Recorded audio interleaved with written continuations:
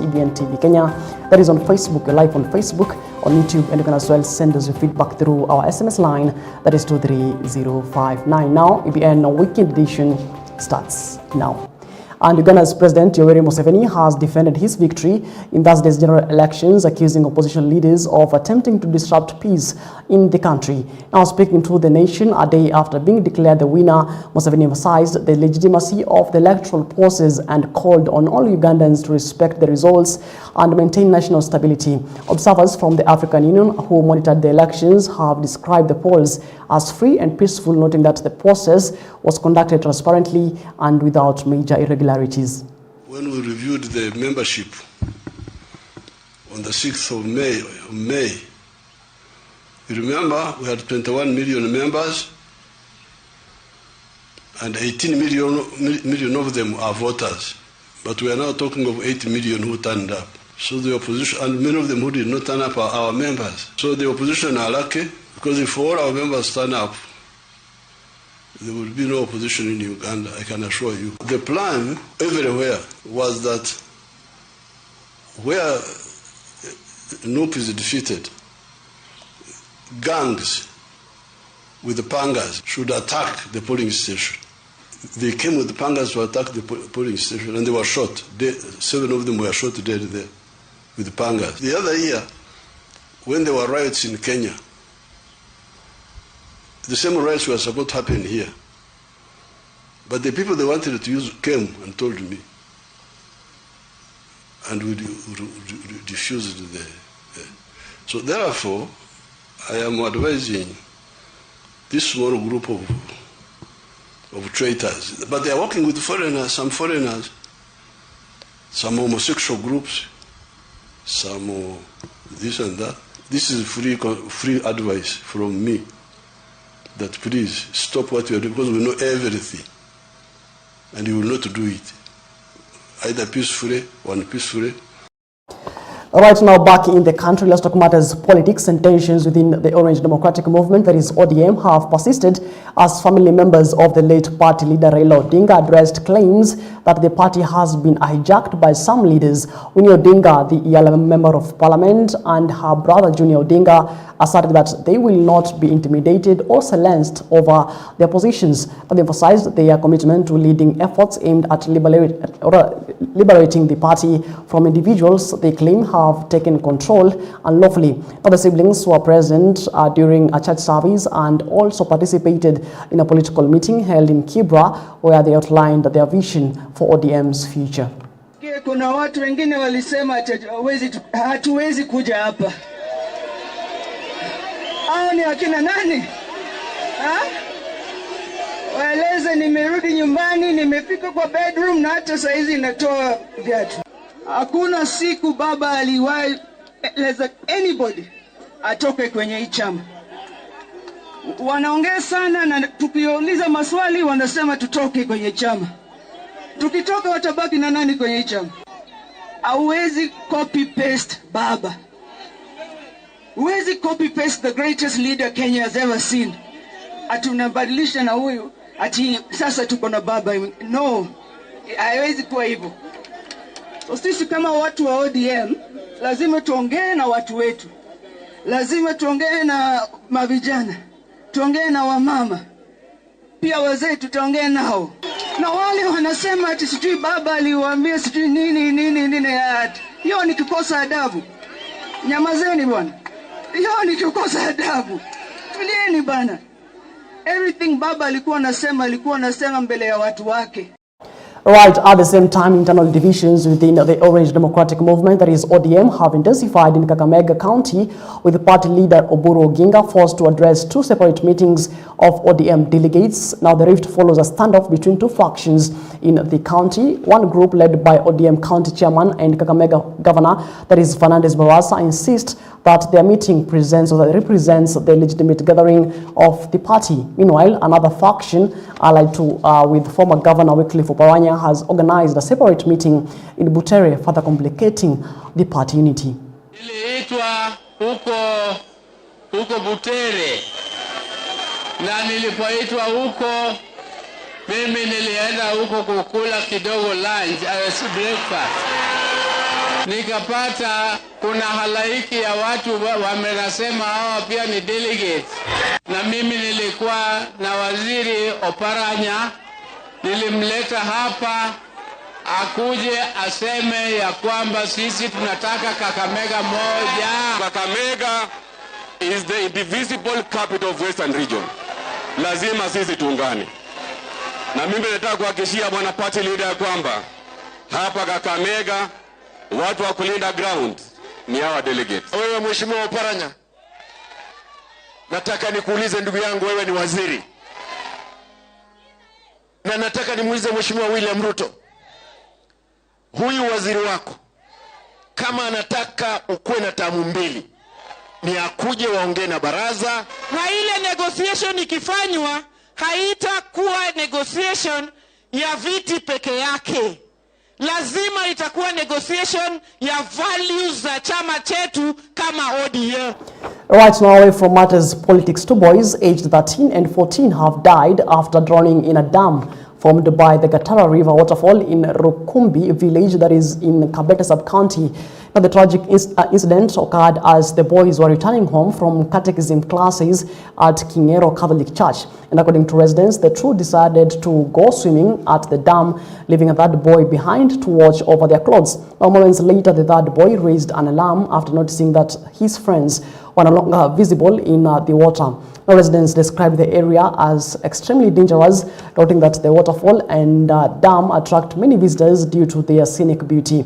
Now, they expressed concern that despite the risks, the site remains unfenced and lacks warning signs or safety measures. Volunteer divers later retrieved the bodies of the two boys from the dam. The bodies were taken to St. Teresa Macharia in Kikuyu as police launched investigations into the incident. Kaka hapo akiwagojea.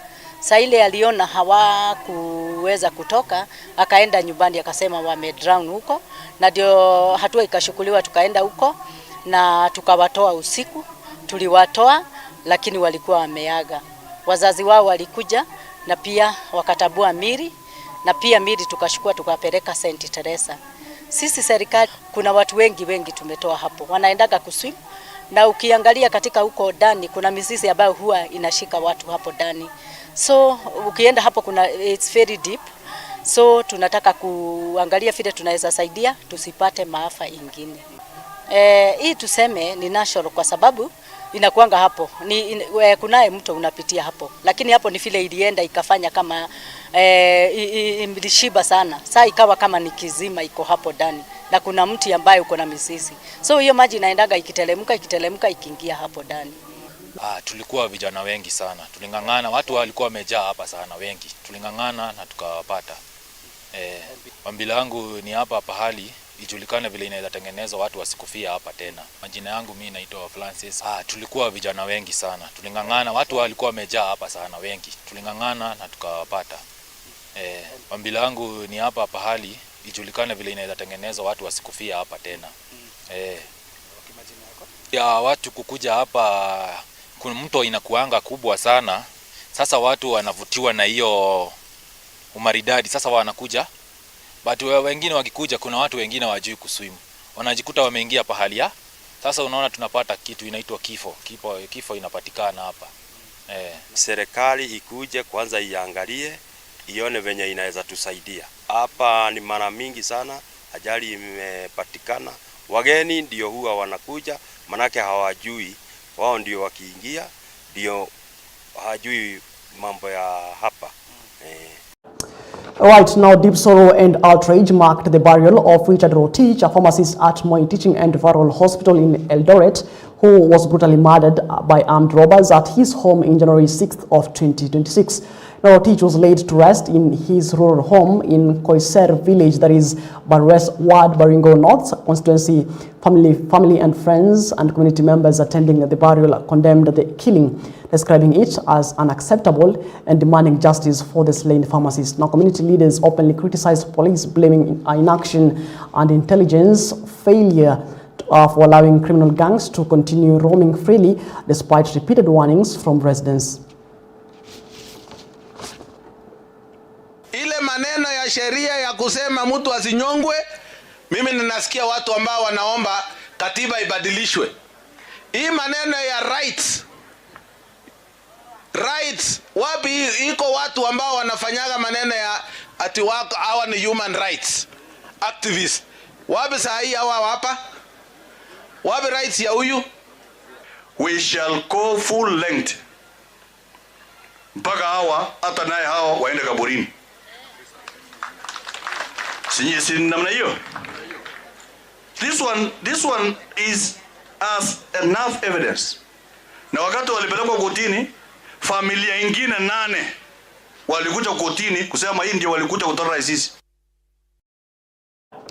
Alright, moving on, residents of Kwamato village in Matu ward, that is in Yata sub-county, Machakos County, were left shaken after a coffin believed to belong to a minor was discovered at the doorstep of a neighbor's house under unclear circumstances.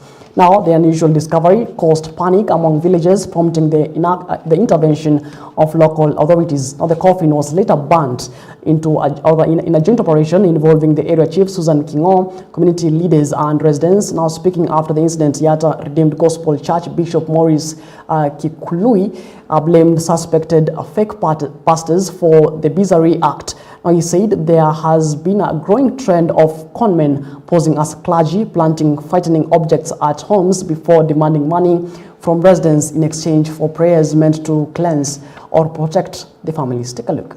Started home ya kwamba usiku wa kuamkia leo kuna mtu ambaye aliweza kuleta jeneza ya mtoto mdogo akaiweka nje ya mlango wa mboma ya nyumba ambayo mwenyewe hayuko na familia yake aishi hapa.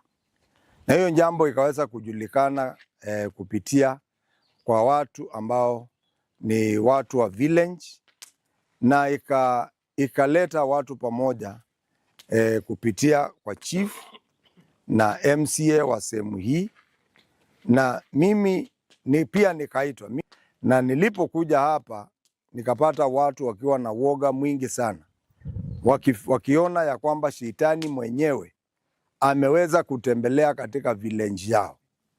Lakini kupitia kwa maneno na neno la Mungu nikaweza kutuliza watu mioyo, na nikaweza kuwajulisha ya kwamba huyu si shetani alifanya hivyo.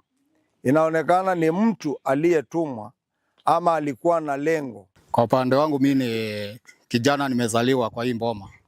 Na hii mboma haikukaa hivi kupanda kwetu, ni mtu tu amesababisha hii. Lakini hii imetendeka leo, ile ingine tulipambana. Kweli ile ilikuja ikatulia, lakini sasa hii imetushangaza. Kwa hivyo haijalishi ni nani, awe ni mmoja wetu, awe ni mtu wa kutoka nje, hawache hiyo kitu kabisa na atajulikana tu. Mimi ni mmoja katika hii familia. Hii shida ilianza tangu 2020, tumepambana hata wa leo na tunaendelea tu na kupambana. Hii imetendeka leo, ni mtu tu anatuuzia uonga na atununui. Tunaomba bado pastor, bishop mtusaidie kuomba hii shida iishe kabisa. Tukae kwa boma, tukae tu vizuri na familia wengine, atuongopi chochote. Kwa hakika hili ni jambo la kushangaza katika huu mtaa, lakini tunaamini ya kwamba yote yameisha katika jina la Yesu, kwa kuwa tumekuwa na watumishi wa Mungu ambao wamekuja kutusaidia hili jambo.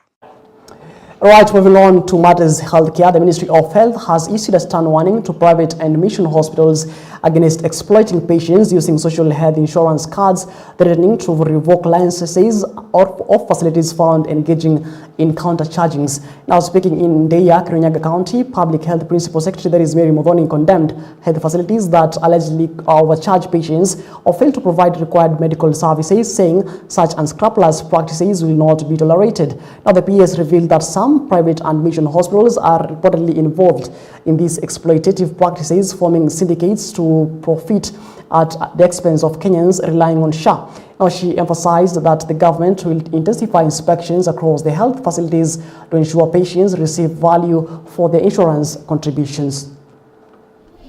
The facilities that are co-charging, and especially on services that are free or services that are already paid for by SHA, must stop. And It is the high time that facilities displayed a charter of what they are offering in their institutions. I have seen patients sometimes go to a facility and the facility does not give information on what they are offering and what they are not offering. Sometimes you find a facility does not have lab services, then they register the person and then they tell the person, wewe enda ukapimwe hapo kwa hospitali nyingine. Therefore, we must have, it would be important that we have charters displayed in our facilities so that our patients or the citizens can know what exactly is being offered in facility X, Y, Z.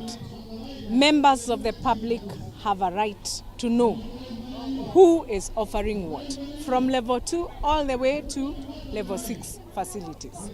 It has come to our attention that facilities, some of the facilities, because some are really good, but some people have decided to be counter-charging on SHA services, SHA that are catered, services that are catered by SHA. That you go to the facility, probably vaccination is free, you find somebody in a facility is asking for 100 shillings. It is wrong. And that is what we are saying, that such facilities should be put on notice, that we will send people to inspect so that we know who is cheating the members of the public. Please do not steal from the ill. Do not steal from the sick. I would rather you even do anything else, but don't steal from the sick. His Excellency the President and the government of Kenya is already rolling out the robust universal health coverage. And this includes the Social Health Authority, it includes Human Resources for Health. We are reforming KEMSA so that we are able to get a refill of drugs every now and then. We won't have mahospitali zinasema hakuna dawa. We want every facility to also have better infrastructure. And Rome was never built in a day.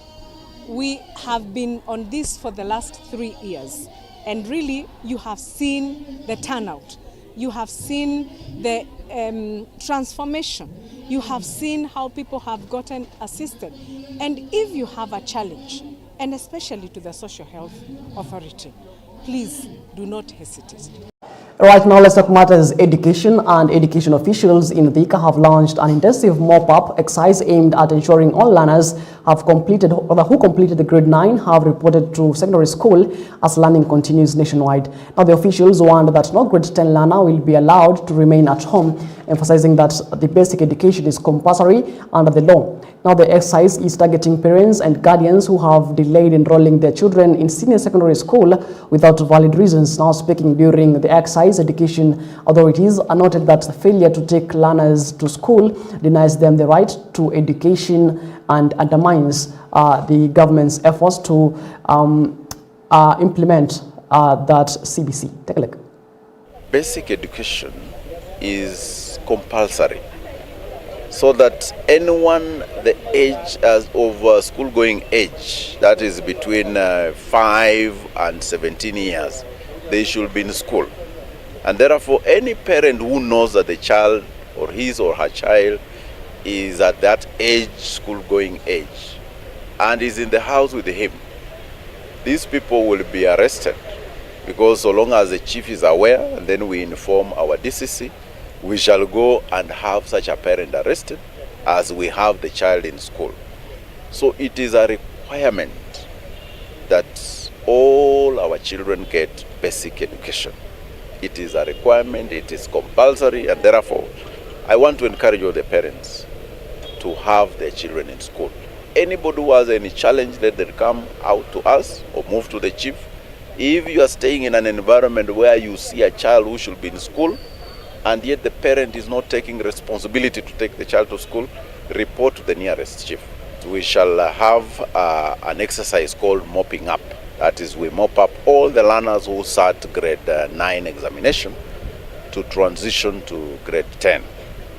And in such an exercise, we move to homes, to villages, to these informal settlements, with the help of the interior, that is the chiefs, sub-chiefs, who are able to ensure that all the children that start grade 10 are able to move to the nearest day school, that is a senior school, so that they are able to transition well and have their education up to grade 12 when they can qualify to move out. We have just flagged off the beneficiaries that had been allocated for us, a total of 33. But my observation is, out of the 62 that we visited, they are all needy. But we have many other candidates who did not benefit, as in we were unable to take care of all of them. That means we still have a number of quite needy candidates. Watoto watatu na nilikuwa na challenge za kuwasomesha. Kwanza msichana alikuwa shule, nikagojeka, nikapata stroke. Kwa hivyo kulikuwa na challenge mingi. Huyu wa grade 10 kusema ametoka grade 10, nilikuwa naona kama hatasoma. Lakini sasa niko na tumaini atasoma. Right, still on matters education, a group of Luo professionals based in Mombasa have awarded education scholarships worth 1.18 million Kenya shillings to 61 bright and needy students from the community, aiming to promote access to education and curb school dropouts. Now, the scholarship were issued by the Luo Professionals Welfare Association, that is LUP, a community-based organization that brings together Luo professionals living in Mombasa and the wider coast region. Now, since its inception in 2023, the association has disbursed millions of shillings to support students from disadvantaged backgrounds. Now, speaking during the 2026 Scholarship Award ceremony held at Tudo, that is at the Pastoral Center in Vitasat County, LUP Chairman Pius Okech said the initiative has grown significantly from only 2 beneficiaries in 2023 to 20 in 2024 and now 61 students this year. You know, you give nothing when you give of your possessions. It is when you give of yourself that you truly give. When you organize people to come together to make this contribution. So I salute you, Luo professionals. And I hope, and I would very much like to be invited by the Kamba professionals, by the Luya professionals, the Mijikenda professionals, the Bajuni professionals, so we can have functions like this to educate our people. And I want to take the first opportunity to congratulate and thank the LUP leaders, the LUP Welfare, for the initiative that they have taken. So many has the capability, but the willpower is not there. And for me, you've not just issued bursaries and scholarships. You've connected so many youths, and you've restored hope in so many families. It is an equalizer. It is an equalizer. Because we realize a number of our children here were suffering in silence. Some of us, you know, for the longest time, we relied on politicians. That when a parent, a mother, a father is not able to pay school fees for these who have children, then the person you can only turn to is a politician. Right, James Torome has been re-elected as the Secretary General of the Kenya Union of Special Needs Educators, that is COSNET, with 13 other national leaders retaining their positions unopposed for another term. Now, the election held in Narok brought together delegates from various counties who praised the leadership team's performance and voted overwhelmingly in support of their continuation in office. Office that existed remained or went back unopposed, cheerfully, and the team here confirms that they did a good job and they were able to support them wherever they come from, the institutions they come from, among other items that they mentioned to have made them go back and take the same positions that they had. The proposal from the Teacher Service Commission have reached the Treasury. And within a very few days or months, the one job group mutaipata kwa payslip. What I'm following now, not the one job group. It is the second job group which the president promised. Yes. So we are also telling Badi, hiyo dokumenti release haraka irudi TSC. Hiyo dokumenti ililiziwe haraka kutoka Treasury ndio TSC waweze kuimplement the presidential directive. All right, now let's take a look on what's making headlines in the world of sports.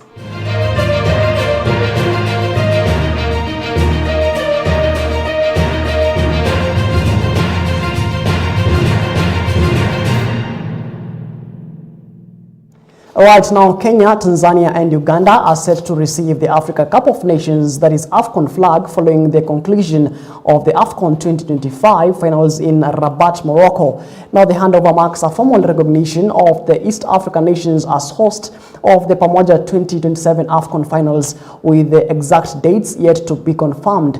Now speaking on the occasion, Sports Principal Secretary Elijah Mwangi emphasized the readiness and commitment of the region to deliver a successful tournament. He highlighted East Africa's growing capabilities in areas such as infrastructure, event coordination, hospitality, media management, and overall hosting capacity. PS Mwangi is leading a high-level delegation comprising representatives from Kenya's Ministry of Sports, the local organizing committee, and the Football Kenya Federation. The team is currently on an observer mission in Morocco, benchmarking best practices as Kenya prepares to co-host the continent's premier football event.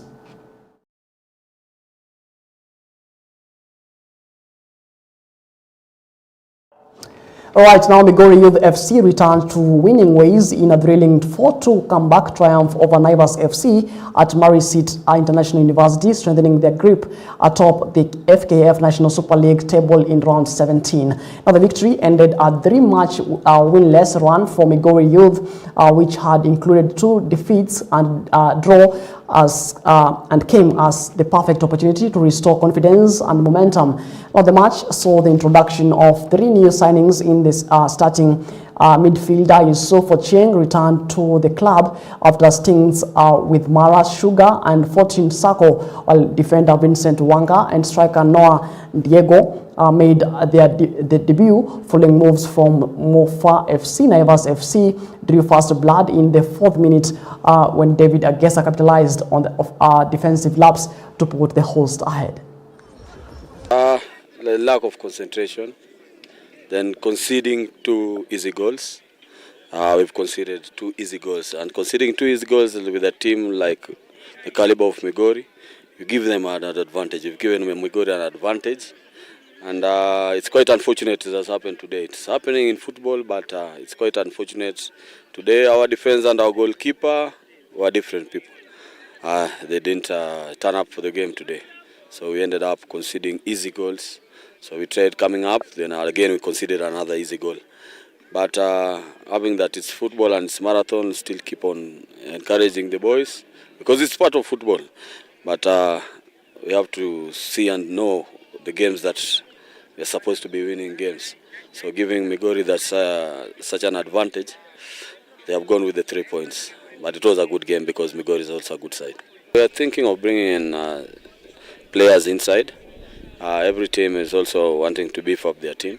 So we've got our shortcomings in the team. So hopefully we are going to fill in the spaces that we see that. All right, moving on, the Kenya men's national futsal team has unveiled its final 14-player squad as preparations begin for the Total Energies CAF Futsal African Cup of Nations Morocco 2026 qualifiers. Now the team reported to camp on Friday, January at the Kasarani Indoor Arena, where intensive training officially commenced ahead of the opening round of the qualification campaign. Now Kenya will begin their qualification journey against Namibia with the first leg scheduled for January 23rd and the return fixture on January 26th of 2026. Kampi iko sawa, vijana wamekuja na wamejitokeza, wanataka kucheza futsal. Futsal ni game inachezwa kwa area ndogo na tunaangalia technically mchezaji yuko namna gani, mtu anaweza fikiria haraka. So hizo ndio baadhi ya zile vitu tumeangalia. kabla tufike Namibia tutakuwa tumeangalia vile wanacheza, lakini kidogo tunajua walicheza na Tanzania kwa wafunga, though hakuna footage tumepata, lakini tunazidi kuangazia wanacheza vipi. Hiyo blend tulikuwa tunatafuta sana, kwa sababu ukiangalia majority ni vijana wanacheza huku chini, na ukiongezea na kidogo hawa wazoefu wa Premier inasaidia get the best kutoka kwa hao wenye hawachezi Premier League. So ni exposure mzuri kwao. Futsal iko hapa sasa, tuko na opportunity. FKF iko na mipango ya ensure wale watu wanacheza futsal wako na hiyo forum na platform ya kuicheza. So itakuwa mzuri kwa wale watu hawezi cheza. Right, more than 8 women's football teams are taking part in the ongoing 4th edition of the Ali Goshi tournament at Chani Primary School as the men's competition reaches the finals.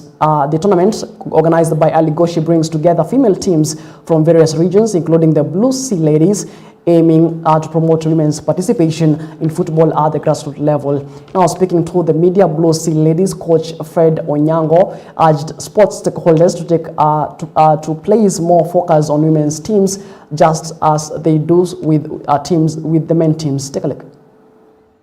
Niko hapa kwa ajili ya uwanja wa Chani kwa ajili ya tournament ya wasichana ya Goshi Extravaganza. Jambo la kwanza, tunamshukuru Bwana Goshi kwa kutupatia nafasi hii sisi kuwakilisha kama watoto wa kike kucheza katika tournament hii. Japokuwa tumesaulika kwa jambo moja ama lingine, kwa sababu unapata tournament kama hii, sisi kama coaches tunasimama kama match officials, so ambao ni kama tumesaulika kwa upande mwingine. Sana sana natilia mkazo watoto wa kiume. So mara nyingi katika hii fani ambayo tuko ya coaches, fani ngumu sana haswa watoto wa kike. Sisi kama wasichana kuna changamoto nyingi sana. Kwanza, vifaa vya mazoezi hatuna, kama vile mipira, bibs, cones, huwa ni changamoto sana kupata. Jambo la pili ni mipira pia. Tatu, hizi tournament zikiwekwa huwa sana sana wanazingatia wanaume. So ningependa sana kuhimiza wasimamizi kuwa wakiweka hizi tournament wasisahau pia wasichana, ili hao pia wapate muda mzuri wa kucheza ili waonekane nje.